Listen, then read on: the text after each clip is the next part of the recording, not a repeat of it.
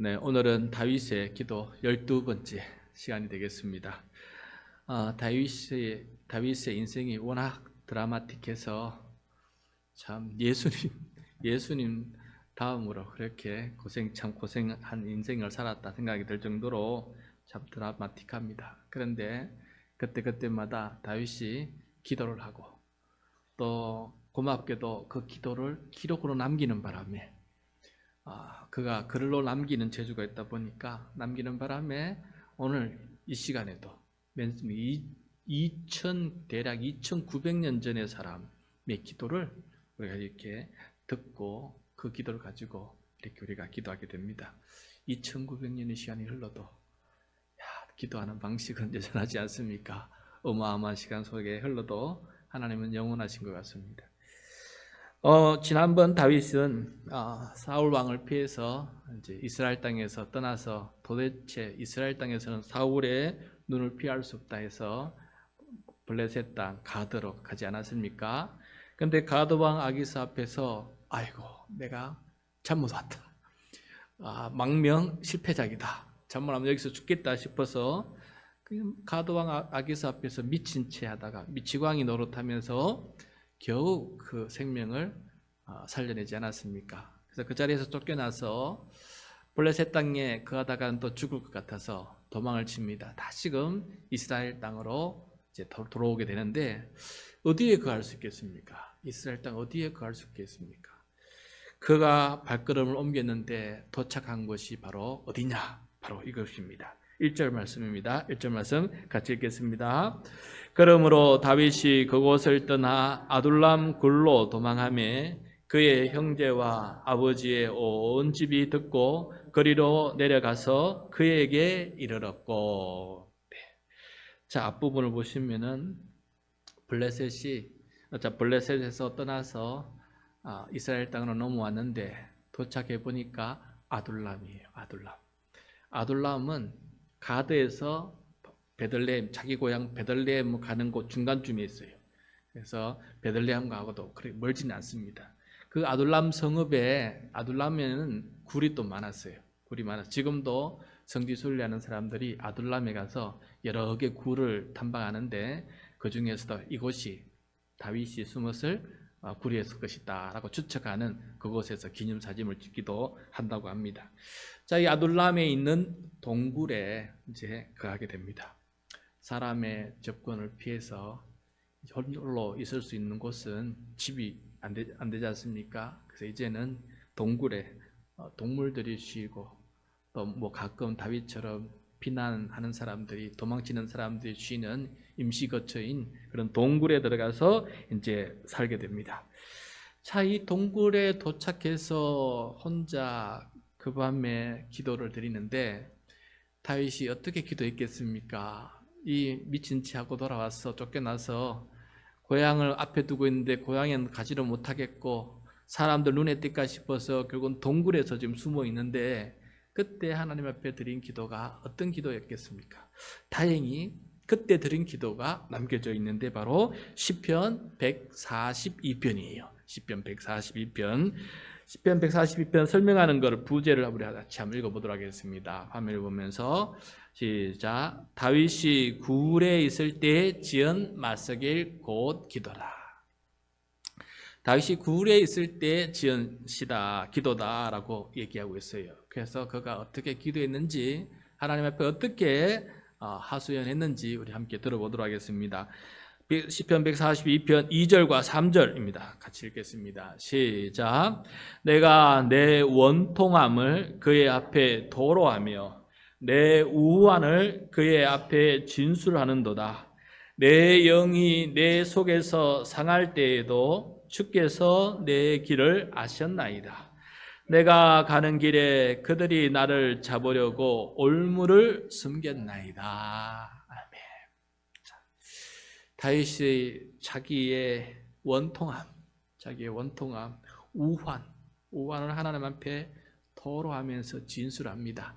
그래서 진술한다는 것은 그동안 살아왔던 이야기들을 하나님 앞에 다 얘기하는 거 아니겠습니까? 그런데 3절에 보면은 그 속상한 일, 다윗의 마음속에 있는 이 속상한 일 모든 것들도 주님께서 이미 내가 걸어온 길에서 그 당한 건 모든 것도 아시고 내 상함을 아시고 계신다고 하는 그 믿음 속에서 다윗이 이렇게 고백하고 또 기도하고 있는 것을 보게 됩니다. 다윗의 자신의 원통함, 우아한 속상함을 알고 돌보아 주시는 분은 하나님이시다. 그래도 하나님께서 나를 이렇게 돌보아주고 계십니다 라고 이렇게 참 또 감사의 고백을 해요. 4절과 5절입니다. 4절과 5절 시작. 오른쪽을 살펴보소서. 나를 아는 이도 없고 나의 피난처도 없고 내 영혼을 돌보는 이도 없나이다. 여호와여, 내가 주께 부르짖어 말하기를 주는 나의 피난처시요 살아있는 사람들의 땅에서 나의 분깃이시라 하였나이다. 자, 비록 아둘람 동굴의 피난처로 삼았지만은 그것이 진정한 피난처라고 생각하지 않습니다. 다윗에게 있어서 진정한 피난처는 하나님 아니다. 하나님 아니다라는 것을 여기서 고백하고 있는 것을 보게 돼요. 그래서 다윗은 어디로 가든지 자기에게 진정한 피난처는 하나님이시다. 자기가 거할 곳으로 분깃을 받은 것은 이곳 하나님께 주신 이 동굴이지만은 하나님께서 그때마다 거할 거처를 이렇게 주신다라고 이렇게 고백하고 있는 것을 보게 돼요. 여러분, 우리의 삶의 참된 피난처는 하나님이 되시기를 바랍니다. 예, 우리가 의지하고 기대하는 모든 것들이 절대적인 신뢰를 가져다 주지 못합니다. 결국은 내 생명을, 내 삶을 지탱하도록 인도하시는 분은 하나님이시다 하는 그런 고백을 이 다윗을 통해서 함께 경청하고 또 나도 그렇게 기도할 수 있는 사람 되면 좋겠습니다. 자, 비록 동굴이라서 편안하지도 않는 피난처이지만은 또 안전한 장소도 아니지만은 다윗은 감사 그리고 또 강구 두 가지를 드립니다. 7절이에요. 7절 같이 읽겠습니다.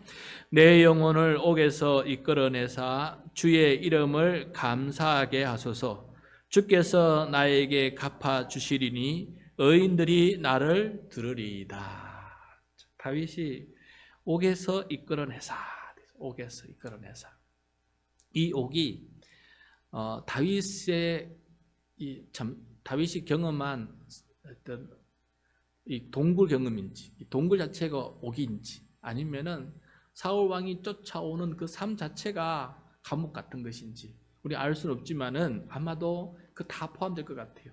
사울 왕이 쫓아오니까 고는 곳곳마다 사울 왕이 나를 가두려고 하는 그런 곳이다. 그런 곳에서 이끌어내신 하나님께 주의 이름으로 감사를 드리고 있는 것을 보게 돼요. 그리고 난 다음에 주께서 갚아주실 것이다. 내 이 원통함을, 이 환난을 이것을 갚아주실 것이다. 어떻게 갚아주시느냐? 의인들이 나를 들으리이다. 진실한 하나님의 사람들이 내 곁에 있도록 하나님께서 사람을 붙여주실 것이다. 지금 홀로 있다 보니까, 혼자 도망하다 보니까 외롭지 않겠습니까? 그래서 하나님 내 곁에 나와 함께 할 수 있는 이 위태위태한 삶의 길을 함께 해줄 수 있는 신실한 주의 백성이 저희 곁에 있으면 좋겠습니다 하면서 기대하면서 이렇게 기도하고 드린 것을 보게 돼요. 그런데 이 기도를 하나님께서 희한한 방식으로 응답해 주고 계시는 것을 보게 됩니다. 오늘 말씀 다시금 돌아와서 여러분 사무엘 21장 1절 금방 읽었던 하반절을 보십시오. 하반절. 그의 형제와 아버지의 온 집이 듣고 그리로 내려가서 그에게 이르렀고. 자, 여러분, 형제들이 다윗을 좋아합니까? 안 좋아합니까? 안 좋아하지 않습니까? 올 이유가 없지 않습니까? 그런데 하나님께서 그렇게 상황을 만들어주고 계시는 것을 보게 돼요. 제가 생각하기에 형제들이 오고 싶은 마음이 있었던 것이 아니고 아버지, 어머니가 다윗을 걱정해서 그렇게 우리가 가자. 그리고 막내를 위해서 함께 가자라고 했을 것이고, 또 하나는 이 다윗을 그렇게 잡아 죽이려고 찾고 있으니까 이 다윗의 가족들이 다 걱정되지 않겠어요? 다윗을 잡으려고 자기들을 감옥에 이렇게 인질로 잡아놓고 다윗을 안 오면 화가 나면은 가족들 다 죽일 생각도 하지 않겠습니까? 그래서 다윗이 가족들이 겁이 나서 어쩌면 겁이 나서 그렇게 자기들도 피신한 줄 모릅니다. 그래서 다윗이 아둘람 굴에 있다는 소식을 듣고 그들이 나와서 다 그곳에 가서 함께 거하게 됩니다. 자, 이렇게 가족이 함께 거할 수 있도록 이렇게 하나님께서 만들어 주시는 것을 보게 돼요.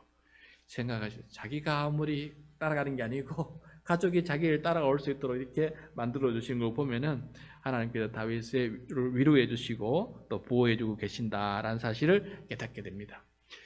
자, 그런데 가족만 이렇게 오는 게 아니고요. 다윗의 가족이 이동했다는 소식을 이제 소문이 좀 나지 않겠어요? 나다 보니까 이게 많은 사람들에게 전해지다 보니까 사람들이 그것을 알고 한 사람, 두 사람씩 아둘람 굴로 다윗에게로 찾아오는 일이 벌어지게 되는 거예요. 자, 2절 말씀입니다. 2절 말씀 시작. 환난 당한 모든 자와 빚진 모든 자와 마음이 원통한 자가 다 그에게로 모였고 그는 그들의 우두머리가 되었는데 그와 함께한 자가 400명 가량이었더라. 아멘. 자, 다윗이 자기가 원통하고 환이 많고 우환이 많고 마음이 상하다 보니까 많은 사람들이 다윗같이 오늘 말씀 보면 환난당했다. 그리고 빚을 짓다. 마음이 상한 사람들이 새로운 희망을 품고 다윗에게로 달려오는 거예요.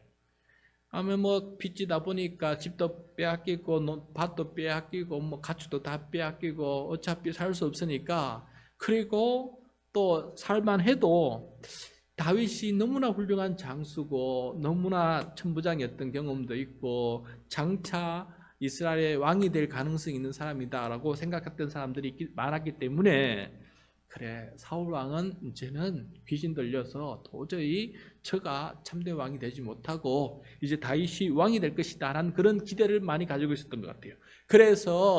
그래서 이런 사람들이 하나씩 둘씩 모이다 보니까 400명까지 이렇게 되었다. 400명까지.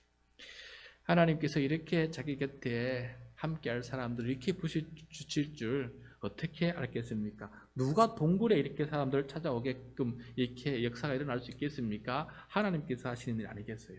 그래서 거기서 400명을 거느리고 거기서 우두머리가 돼요. 거기서 그가 지도자가 되어서 그 큰 공동체를 이끌어가기 시작합니다. 그리고 거기서부터 왕이 될 훈련을 하나님께서 시키세요. 그들의 원함과 원통함을 듣게 만드시고 그들이 평안하게 행복하게 살아갈 세상을 꿈꾸게 만드시고 그리고 그들을 인도하면서 리더십을 키우고 거기서 귀한 사람들을 키워서 앞으로 함께할 장수들, 함께할 참모들을 하나님께서 만들어가고 계시는 것을 보게 돼요. 하나님께서 아둘람 굴에서 이렇게 다윗을 새로운 왕으로 훈련시키는 장소로 선택할 줄 누가 알았겠습니까, 여러분? 그래서 아둘람 굴에 들어갈 때에는 나는 왜 이럴까? 얼마나 한탄했겠어요. 하나님, 나는 집도 없고 이제는 그갈 것도 없고 동행할 사람도 없고 이 굴에서 짐승이나 그한 굴에서 나 혼자 나 어떻게 합니까? 라고 기도했는데 그럼에도 불구하고 그 하나님을 기대하면서 감사하면서 하나님께 간구했는데 그 곳을 하나님께서 이렇게 놀라운 공동체가 모이는 장소로 만들어 주실 줄 누가 알았겠습니까? 그러므로 여러분, 우리가 어떤 상황에 놓이든지 그곳이 하나님께서 역사하실 곳이 될 수가 있습니다. 어떤 시간에 놓이든지 그 시간이 하나님께서 새롭게 역사할 수 있는 시간이 될 수 있다는 것을 우리가 꼭 명심하고 감사하고 하나님을 믿는 믿음으로 달려갈 수 있는 그런 사람 될 수 있기를 간절히 소원합니다. 자, 이렇게 이들과 함께 있으면서 자기뿐만 아니라 거기에 모인 사람들의 이 아픔을 경험하면서 다윗이 앞으로 어떤 나라를 꿈꿔야 될까, 뭐가 문제일까 고민하다가 그가 그 모든 생각을 담아놓은 시가 하나 있어요. 제가 쭉 읽다 보니까 이 시편이 바로 다윗의 그때 생각을 담아주는 그런 시가 아닐까 생각이 듭니다. 바로 시편 58편이에요. 시편 58편 다윗의 시인데 우리 1, 2절 같이 한번 읽어보겠습니다. 자, 1절, 2절 시작. 통치자들아 너희가 정의를 말해야 하거늘 어찌 잠잠하냐. 인자들아 너희가 올바르게 판결해야 하거늘 어찌 잠잠하냐. 아직도 너희가 중심에 악을 행하며 땅에서 너희 손으로 폭력을 달아주는도다. 여러분 이 1, 2절 말씀이 바로 다윗이 지금 이 시대를 바라보면서 느꼈던 이 원통함과 이 빚짐과 이 속상함, 마음 상함의 원인 제공자가 누구냐? 여러 가지 원인 제공자가 있지만 뭐니 해도 통치자들과 지도자들에게 있다는 것을 말씀해 주고 있어요. 통치자들이 정의를 행하지 않고 불의를 행하니까 이런 원통한 사람들이, 빚진 사람들이 많이 생기지 않겠습니까? 여기 인자들은 지도자들 말이에요. 지도자들이 올바른 판결을 하지 못하고 하니까 이렇게 이런 일이 벌어지고 있다. 그래서 다윗은 이런 일 때문에 폭력이 난무하는 이 나라의 속에서 이것이 없는 나라, 이것이 없는 나라를 꿈꾸는 그런 다윗이 되어갔을 것이다 하는 생각을 해보게 돼요. 그러면서 그 58편 마지막 10절과 11절에 보면은 다윗은 이런 것을 꿈꾸면서 하나님께 기도드립니다. 하나님의 정의로운 통치가 이루어지는 세상을 꿈꾸고 기도하게 돼요. 10절과 11절 같이 읽겠습니다. 의인이 악인의 보복당함을 보고 기뻐하며 그의 발을 악인의 피에 씻으리로다. 그때 사람의 말이 진실로 의인에게 갚음이 있고 진실로 땅에서 심판하시는 하나님이 계시다 하리로다. 다윗이 어떻게 위대한 꿈을 꾸는데 이 땅에 하나님이 계시다 하는 그런 땅을 꿈꾸고 있는 것을 보게 돼요. 하나님이 계시면 어떤 일이 벌어집니까? 악인이 보복을 당하는 거예요. 악업이 그 악업에 대해서 보복을 당하게 되고, 그리고 그때 사람들이 하는 말이 진실로 의인에게도 갚음이 있다. 악인에게도 하나님께서 보복으로 갚아주지만은 의인에게도 정의로 갚아주신다. 정의로 갚아주신다. 그래서 이 땅에 하나님께서 심판하신 하나님이 계셔서 악인도 갚아주시고 의인도 그 합당한 것을 갚아주시면서 하나님의 정의가 온전히 이루어지고 하나님의 심판이 온전히 이루어져서 그런 하나님이 통치하시는, 정의로우시는 하나님이 통치하시는 이 땅이 될 것이다. 그런 것을 말하는 사람들이 이 백성이 될 것이다 하는 것을 꿈꾸면서 그러한 나라의 왕이 되고 싶어서 이렇게 기도하고 있는 것을 보게 돼요. 이 기도 내용이 어쩌면 이제 우리 21대 대통령 선거를 앞두고 있는데 우리가 기도해야 될 그런 내용이 아닐까 생각이 듭니다. 이 땅의 이 어려움들을 아시고 알고 깨닫고 또 어떻게 해야 하나님께서 기뻐하시는 그런 나라를 만들 수 있는지를 꿈꾸고 올바른 정책과 선한 정책과 의로운 정책을 만들어서 이 나라가 정말 하나님 기뻐하시는 나라, 그래서 이 땅이 하나님께서 기뻐하시는 땅이다라고 이렇게 고백하는 사람들이 많이 나올 수 있는 그런 나라로 만들어줄 대통령, 그리고 그 주변에 많은 좋은 지도자들이 세워져서 정의와 올바른 판결을 내릴 수 있는 그런 사람들로 채워질 수 있도록 도와주십시오 라고 이렇게 우리가 함께 기도해야 되겠다는 생각을 해보게 됩니다. 자, 오늘은 다윗이 아둘람 굴에서 드린 두 개의 시편 기도 내용을 함께 살펴보게 되었어요. 그래서 저는 오늘 기도 제목을 원통할 때 드리는 기도다, 원통할 때 드리는 기도다 이렇게 삼아 보았습니다. 다윗을 본받아서 오늘 이 밤에 이렇게 기도했으면 좋겠습니다. 환난, 빚, 원통함을 어디에 토로합니까?